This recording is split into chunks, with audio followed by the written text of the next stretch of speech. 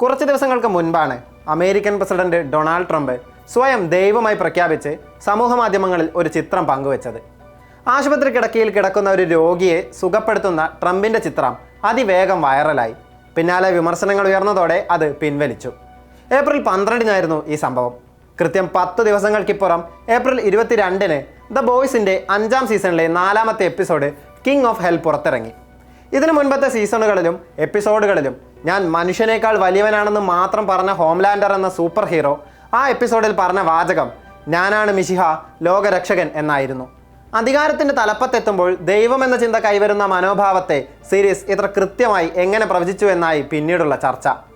ഒരു super hero series എന്നതിനപ്പുറം the boys പറഞ്ഞു വെക്കുന്നതും ആക്ഷേപഹാസ്യ രൂപേണ വിമർശിക്കുന്നതും അനവധി കാര്യങ്ങളാണ്.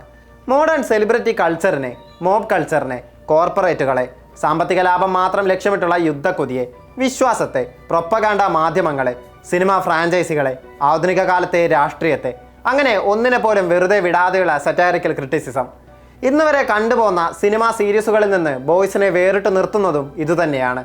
DC-യുടെയും മാർവലിൻ്റെയും സിനിമകളും സീരീസുകളും കണ്ടു ശീലിച്ചവർക്കിടയിലേക്ക് 2019-ൽ ബോയ്സ് എത്തുമ്പോൾ നൽകിയത് ഒരു ഫ്രഷ് ഫീലിംഗ് ആയിരുന്നു. 8 എപ്പിസോഡുള്ള ആദ്യ സീസൺ സൂപ്പർ ഹീറോ യോണറിനെ തന്നെ മാറ്റിമറിച്ചതോടെ അതിവേഗം പ്രശസ്തി നേടി. പ്രതീക്ഷയുടെ ചിഹ്നമായും ശരി മാത്രമേ വിജയിക്കൂവെന്ന് മോദിത്തന്നവർ കോർപ്പറേറ്റിൻ്റെ കളിപ്പാവയായും പ്രശസ്തിയിൽ മതിമറന്നവരായും മനുഷ്യത്വമില്ലാത്തവരുമായും മാറി. ആ മാറ്റം കണ്ടവരിലെല്ലാം അത്ഭുതം തീർത്തു. ബ്രൂട്ടൽ വയലൻസും ഡാർക്ക് കോമഡിയും പൊളിറ്റിക്കൽ സറ്റയറും ഇമോഷണൽ ഡ്രാമയും എല്ലാമാണ് സീരീസിൻ്റെ മുഖമുദ്ര.